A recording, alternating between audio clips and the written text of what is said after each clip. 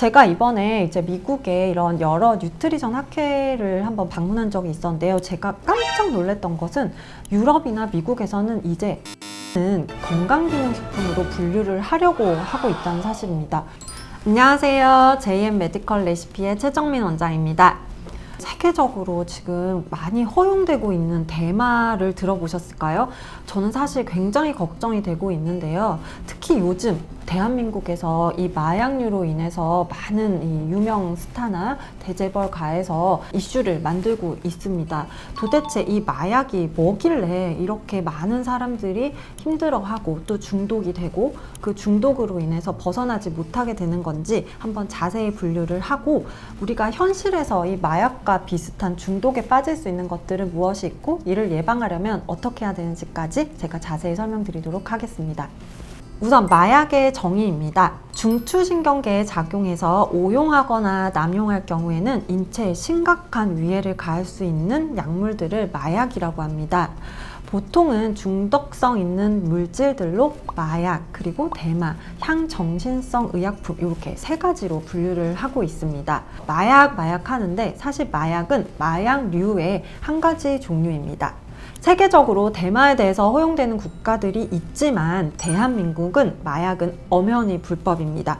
그리고 소지나 투약뿐만 아니라 단순 구입 행위를 한 사실이 적발되면 엄중한 처벌을 받을 수 있기 때문에 절대로 접하시지 않아야 되는 약물이라는 것을 명심하시기 바랍니다. 마약류는 크게 세 가지로 분류될 수 있습니다. 첫 번째, 마약입니다. 양귀비로 원료로 한 아평계와 코카엽을 원료로 한 코카계로 나뉘어져 있습니다. 마약은 가장 중독성이 강하고 한 번 노출이 되면 이제 더 이상 중독에서 벗어날 수 없습니다.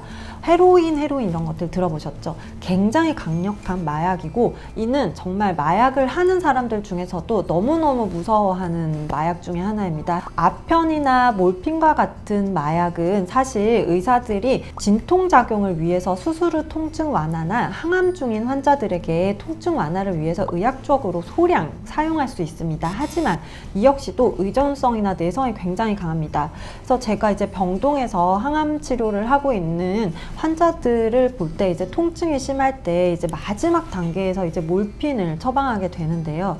몰핀은 시간에 맞춰서 반드시 주도록 교육을 받고 있거든요. 환자가 달라고 할 때마다 수시로 주게 되면은 굉장히 중독성이 강해져서 같은 용량을 써서도 이 환자는 더 이상 고통에서 벗어날 수 없게 됩니다.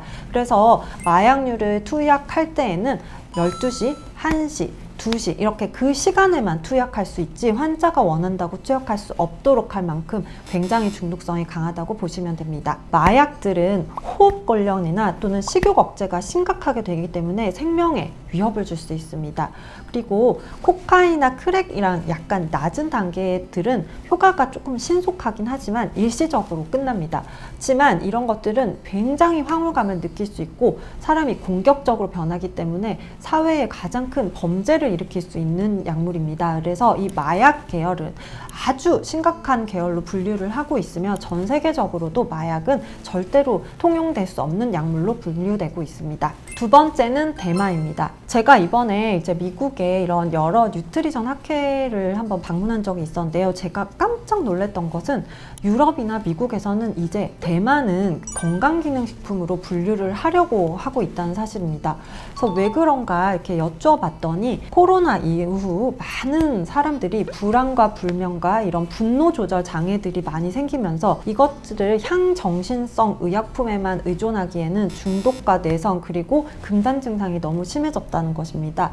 그래서 아주 소량의 대마를 활용해서 이런 불안 초조 그리고 수면 장애, 공격성 등을 줄여보자는 것이 유럽과 미국의 의학회에서의 생각이었던 것 같습니다. 근데 저는 아직은 이런 선입견이라고 해야 될까요? 마약으로 생각이 되기 때문에 절대로 접해서는 안 되는 그런 약재라고 생각을 합니다. 대마는 대마와 그 수지 및 그들을 연료로 해서 제조된 것입니다. 대마초, 대마수지, 대마오일이 있습니다. 이들은 모두 흥분과 억제 두 가지 작용을 모두 하고 있습니다. 대마를 접하게 된 분들의 얘기를 들어보면 아주 풍족한 기분, 꿈꾸는 기분, 공중에 붕 뜨는 이런 기분을 느낄 수 있지만 부작용으로는 감정이 너무 빠르게 변화하고 불안했다가 즐거웠다가 막 공포를 느꼈다가 막 자아 상실감을 느꼈다가 하는 굉장히 충동적인 약이기 때문에 대마를 피우다가 자살을 할 수 있는 경우가 굉장히 많습니다.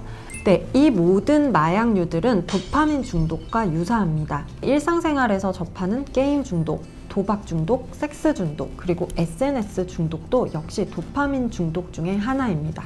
도파민이라고 하는 물질은 우리 몸에서 만족감과 편안함을 느끼게 해주는 호르몬이거든요. 도파민이 부족하게 되면 초조하고 불안하고 집중이 안 됩니다.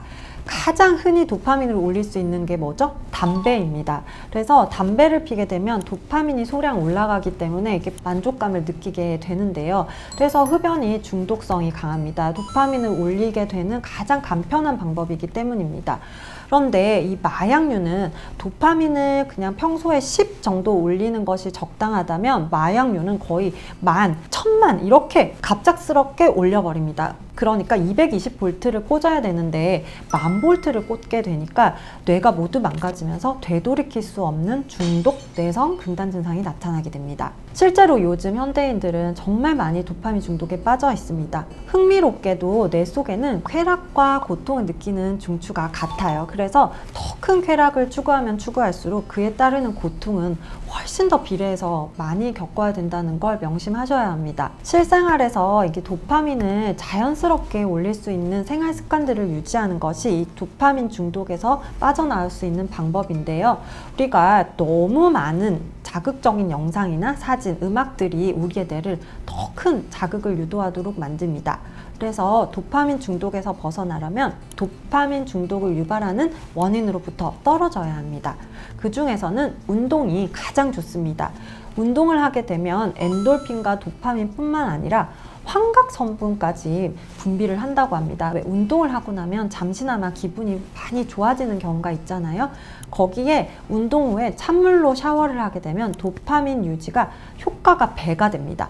그래서 연구를 해봤는데요. 찬물 샤워 후에는 도파민 농도를 250%, 노르에피네프린은 530%나 증가시켜서 찬물 샤워 후에는 도파민이 증가돼서 편안함과 안정감을 더 오랫동안 자연스럽게 느낄 수 있다고 합니다. 현실의 자극 속에서 너무 더 자극적인 것만 찾게 되면 도파민 중독에서 벗어나기가 굉장히 어렵습니다. 또 아시겠지만 쾌락을 먼저 즐기게 되면 그 고통은 더 크고 고통과 힘듦을 먼저 견디게 되면 그 후에 행복감은 더 오래 기쁘게 유지할 수 있음을 깨달으시고요. 모두 건강한 삶을 누리시기를 진심으로 바라겠습니다. 끝까지 시청해주셔서 감사합니다. JM 메디컬 레시피 구독, 좋아요, 알림 설정은 사라입니다. 감사합니다.